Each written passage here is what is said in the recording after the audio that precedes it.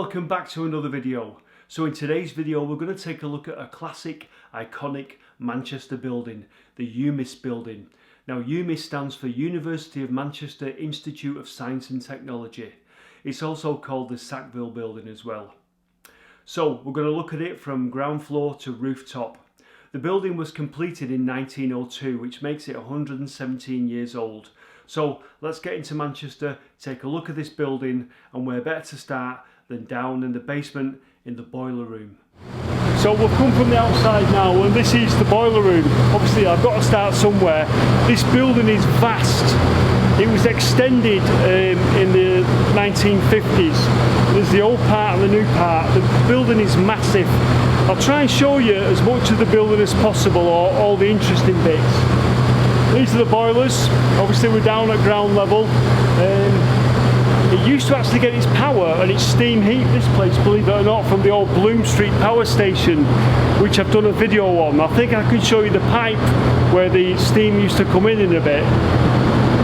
Massive boilers here. I wish I understood how they worked, but they look, somebody will know how they work and be able to tell me what's going on with them. But I'll just give you a little shot of something that is here in the boiler room, something a bit of an antique, and it'll give you a flavour as to some of the things that we will see in this video. Just behind me here, I'm just going to show you something on the floor.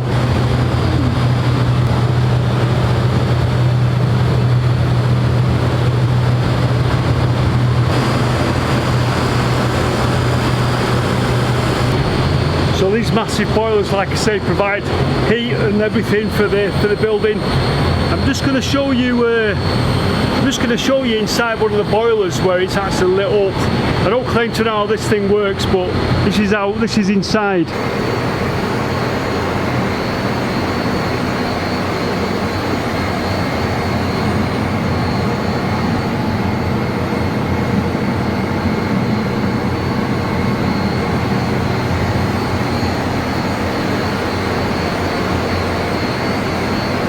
Okay, so the boiler's over there. We're just going to have a quick look now at the heating distribution system. There's loads of pipes on the wall here, so I'll show you where we're going, and this is one of the sort of routes or tunnels under this building that helps to distribute the heating through the pipes, if you know what I mean.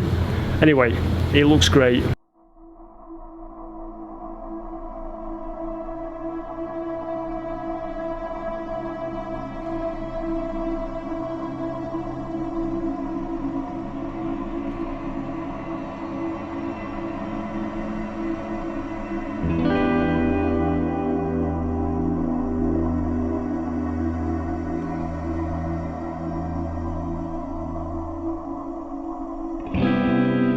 See all the pipes here, and this is sort of like, I suppose you could describe it as underground tunnels really.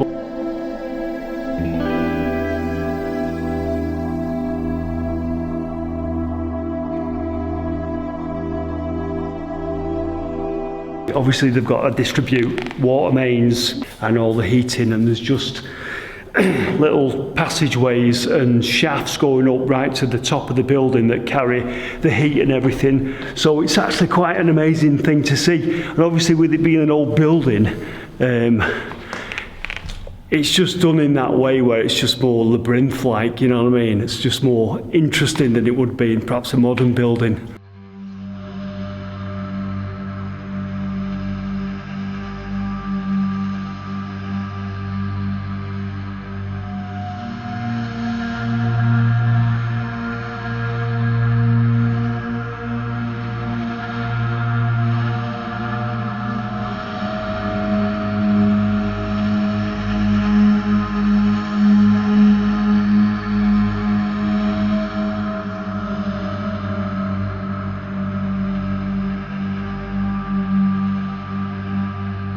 Okay, so where are we in Manchester? Well, we're here in the city centre, just off Whitworth Street. You'll see where the red arrow is, that's pointing to the Sackville Building, or the UMIST Building. You'll also notice that in the picture you can see our wonderful meandering River Medlock. And to the south of the red arrow, you'll see that's the whole campus now for the University of Manchester. And in a culvert underneath that campus – runs our River Medlock before it re-emerges. You can just see the blue line there. Now, the UMIST Building as a seat of learning has got its origins in the 1824 Mechanics Institute. Set up in Manchester as a way of teaching artisans the basic principles of science through part-time study, and they seem to specialise in chemistry and engineering.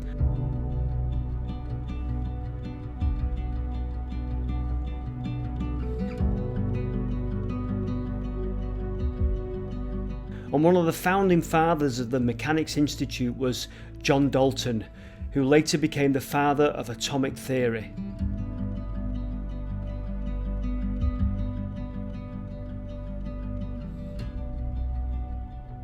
This is one of the shafts that spans the entire from bottom to the top of the building, and it was built for ventilation. There are some blades in it that used to move, and you could, apparently there was an old mechanism, you could go to little sort of wheels and turn them and alter the ventilation in the building if it was too warm, if it was too cold.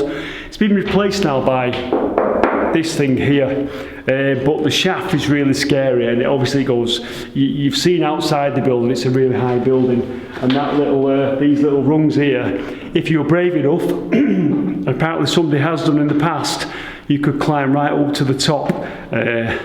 Not for me today, I don't think, though. Now, by 1883 we had the Manchester Municipal Technical School, and they were offering day courses covering a range of subjects from mechanical engineering, chemistry, bleaching, dyeing and printing, which were all very big industries up here in Manchester at the time. And to cope with the influx of new students, they needed a new building. They acquired a site on Whitworth Street, the former site of Sir Joseph Whitworth's engineering works. Now, Sir Joseph Whitworth was the man that standardised the screw thread. The members of the technical school went round Europe to look at other seats of learning, and they decided in the end to build their new building based on the trade school in Stuttgart, believe it or not. They secured a loan for £5,000, and the first sod of turf was turned in July of 1895, and building work began on the current building that we have now.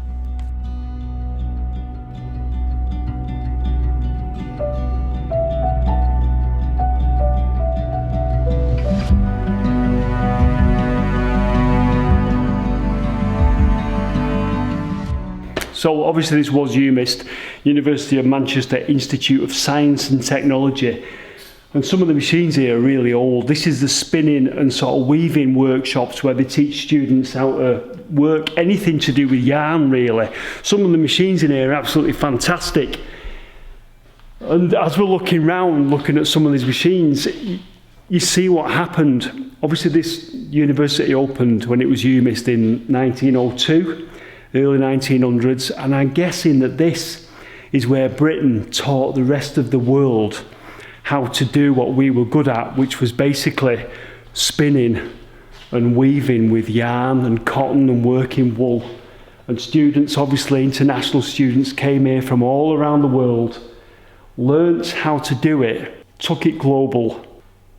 The pride of what we did in Manchester, but we kind of sold the technology, or we taught other people out the technology and they took it away, and that was sort of, I imagine, caused the demise of the mills and everything. And I'm not saying that in a bad way, you know, ultimately you've got to share the technology, and people wanted to, we gladly taught it. But I imagine here, sort of like the demise of the spinning sort of industry in Manchester started, really. I don't know if that's right or wrong, or what you think about that, but I think it was possibly the case.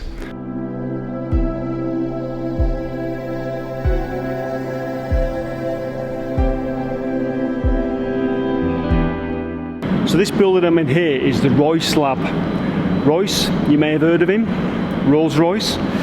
It's not called that anymore, but it's still sort of engineering based, a lot of welding technology and things like that. You can see all the metal blocks on the floor and everything. It's incredible being here because it's all kind of linking up, because you know, look at a lot of the old maps and stuff. Well, quite often you're looking at a map from the late 1800s and things like that, and you'll see a dye works, all that kind of thing, and they're all over on the old maps all around Manchester. Of course, we were spinning cotton, we were producing fabric, weren't we? And obviously a spin-off industry of that was dyeing, putting colour into the fabrics. And of course here it was taught as well, here in UMIST. And we're going to have a quick look now into one of the dye sort of technology teaching class sort of rooms kind of thing. But again, this is where we taught the world to dye the fabric as well. Incredible. I mean, a lot of these machines, I haven't got a clue what they do. I'm not even going to pretend to know what they do. Obviously a lot to do with dyeing fabrics and cottons and things. The machines in here are absolutely amazing, and I'd love to spend more time. You could do an entire video just in each of these workshops. I haven't got time, unfortunately, so we'll just have to have a fleeting preview. So I do apologise to people who have an interest in this sort of stuff, but it's unbelievable. This is absolutely incredible. Just take a look at this manufacturer's plate.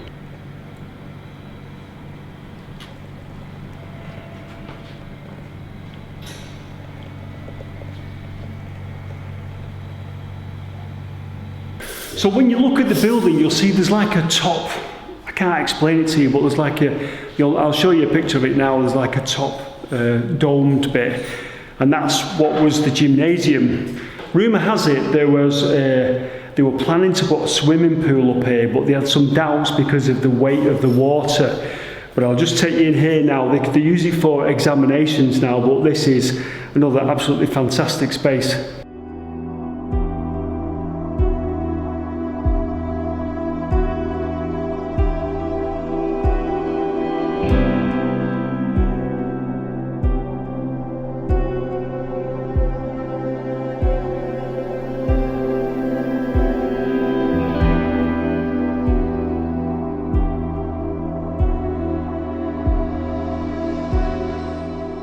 So it's got that sort of swimming pool feel to it, hasn't it? You know, with the dome roof type thing. We think that the swimming pool was possibly going to go underneath the floor here. I've read that they thought of putting a swimming pool in, but they then had doubts about the weight of the water and whether the structure of the building would withstand it.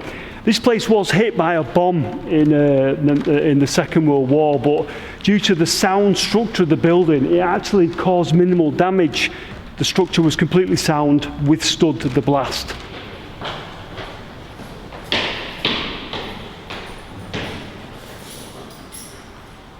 So this is, my mate Lewis wanted to come up here. This is where the old Radio Ham Society used to hang out, in this little room, right up in the roof space, up in the old Sackville building at UMIST here. So this is for my friend Lewis. There's even some old signs on the door here, on the wall. Apparently nobody's been in here for years, and it's just for the radio hams out there. This is like a little, what's the word, museum. Let's take a look.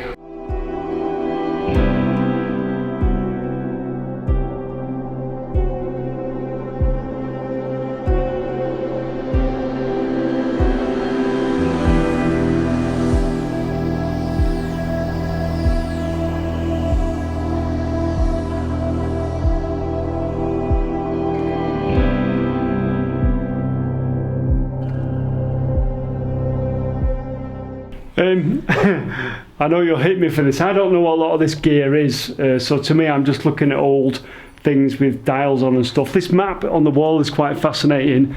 I presume this is where they've been in contact with places on the map on the wall. But yeah, this is absolutely unbelievable. There's old computers in here. Look at this stuff. You would never think this existed, would you? You would think you'd only find this stuff on eBay or some old collector's antique fair, but it's all here. Like I say, some of these rooms in this building are like a little time capsule. Unbelievable. Look at that. I've just seen something there. Strange.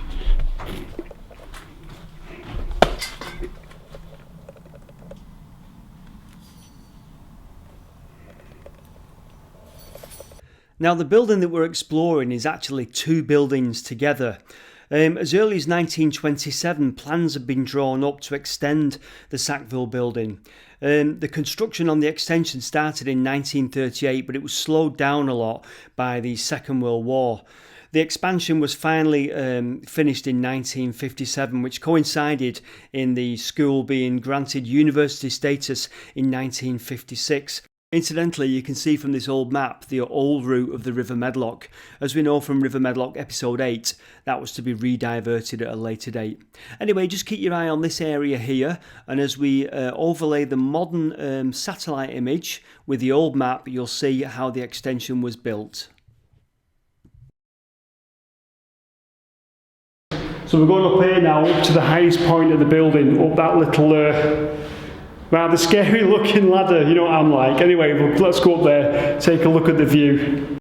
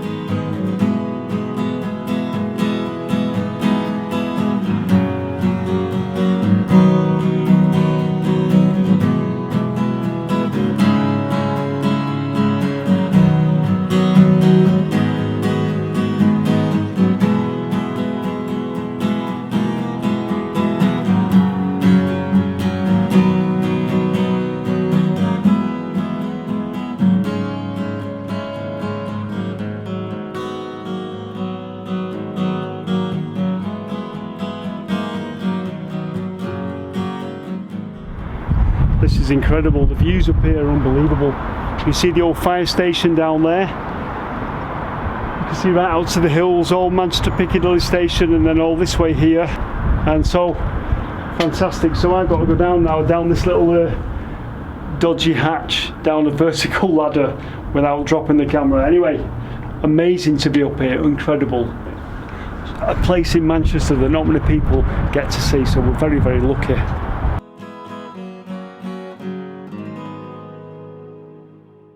So this is one of the apexes of the building. This is kind of like the loft space in your house, if you like. You can imagine how old some of these timbers are. Absolutely incredible. And also they store the old slates here as well. So there's a lot of slates here for when slates break and things like that. They have to go out on the roof to repair it.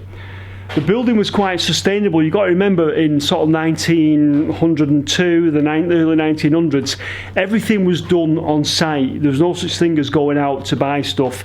They had joiners here, carpenters here, blacksmiths here. They had their own forge, so they could repair, mend anything on site. Look at these timbers, absolutely amazing. Look at that. Can you imagine? I bet it was a long time ago when that was a tree, yeah? So you'll see here how it says elbows.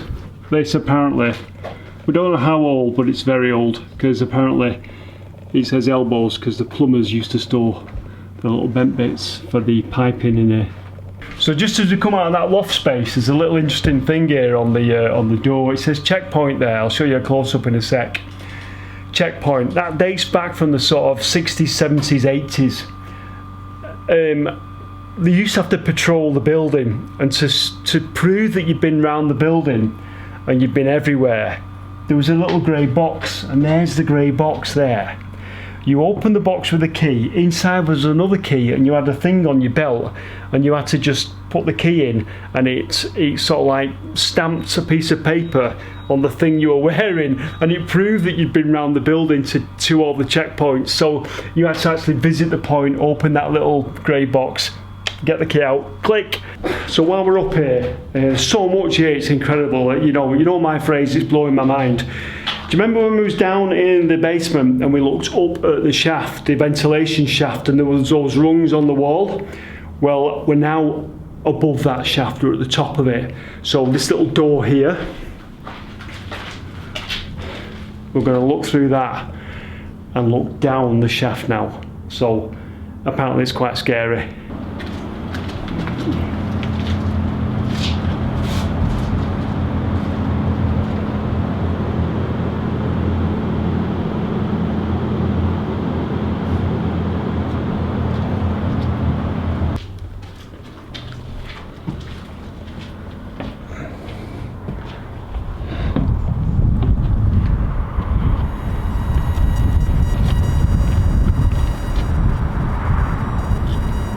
got to go through this little gap here, and we're going on the roof somewhere.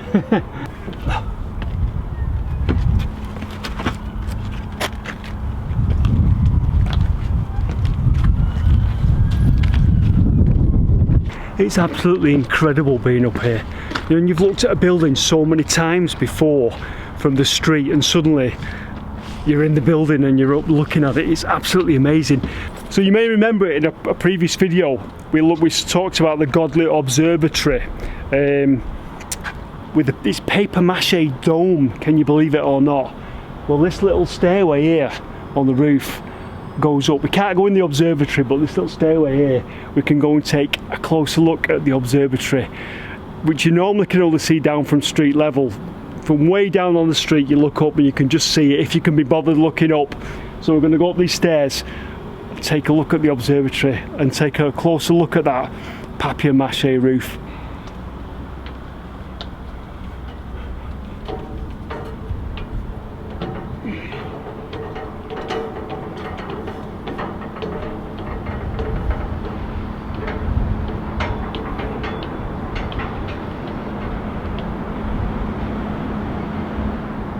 Oh, God.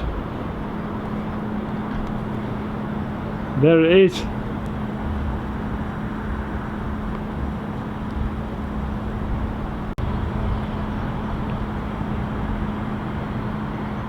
Now I've got some more information coming up about this little iconic building in another video, so stay tuned if you want to know more about this beautiful little structure.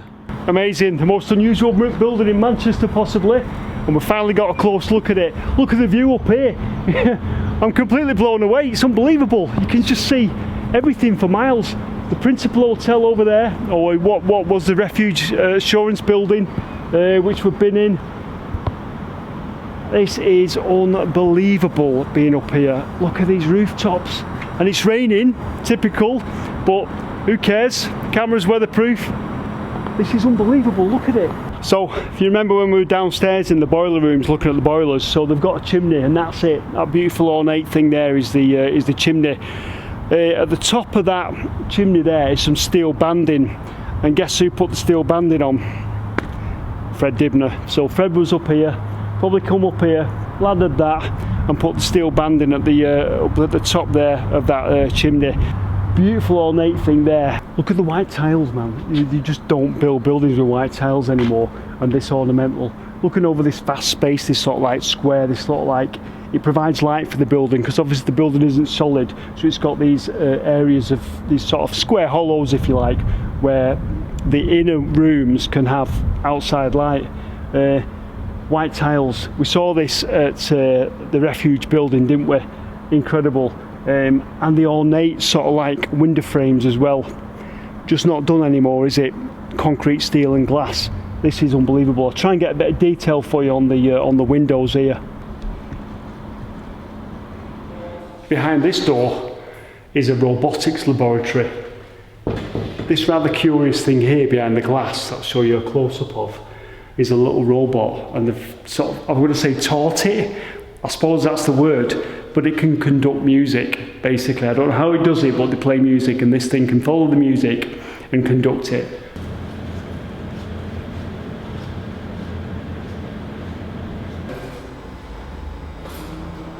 So obviously everything in this building is grand, as a lot of these old buildings were. Edwardian building, they certainly knew how to do things back in the day. This is the grand staircase. I'll just let you take a look at that. So remember we talked about the ventilation system, and there was those two shafts, and they could alter the blades inside. Well, the blades were altered by these sort of like little wheels on the wall, and there you go, proper old school sort of air conditioning there. Let you take a look at that. So just before we go into the Great Hall, there's a little hidden doorway here. If we go through there, we can take a look into the back of the organ for the Great Hall. It's not used anymore, the organ, and it's in a bit of a sorry state, which is a shame, but look at this.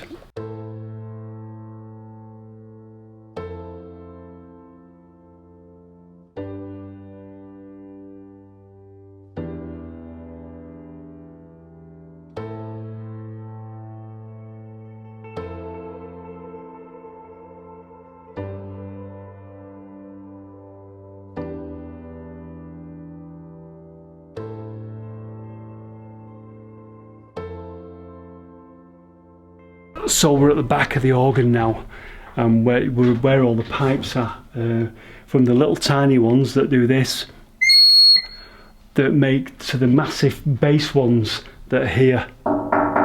Apparently some of these are made of tin, and it's in a bit of a state, the organ, which is a shame, a real shame, but it's sort of thing you wish you was like into organs so I could talk all about it and tell you everything about it, but I can't, unfortunately. All I can do is appreciate the fact that this thing is very old and very intricate, and apparently the air was blown up through these little wooden parts along here, if you can see, and it went up into the pipes to create the sound of the organ. And if you look through the pipes there, you'll just see the great hall again.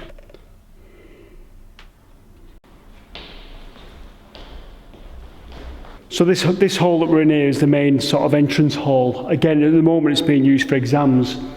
Stained glass windows, and each window has got a subject, so that one's got biology on it, and in the window is the giants in that subject. So on that up there it says Pasteur, Owen, Darwin, names that we all recognise, literature, Chaucer, Milton, Virgil and Goethe.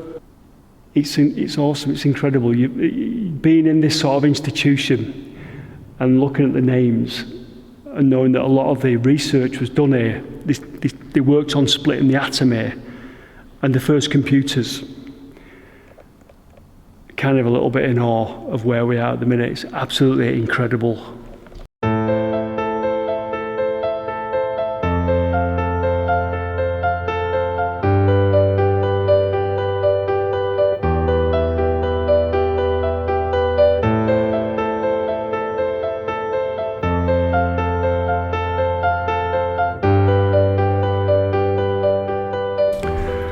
Right, I'm just in another one of the rooms here. This is actually the liquid nitrogen room, would you believe, where they store liquid nitrogen for obviously various things in the university.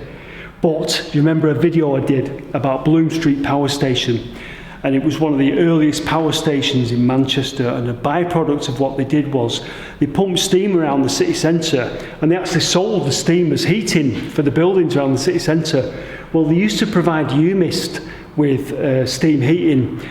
UMIST now provides its own because it's got the big boilers, but the pipe that comes from Bloom Street Power Station is down here underneath, and it's cut off now because it no longer comes from there. But it's all linking up, the videos are all linking up. This is the pipe that came from Bloom Street with the steam heat. I'll show you now. There it is. So that somewhere goes underneath the streets of Manchester, is now cut off. Well, that is where the steam heat came through from Bloom Street Power Station.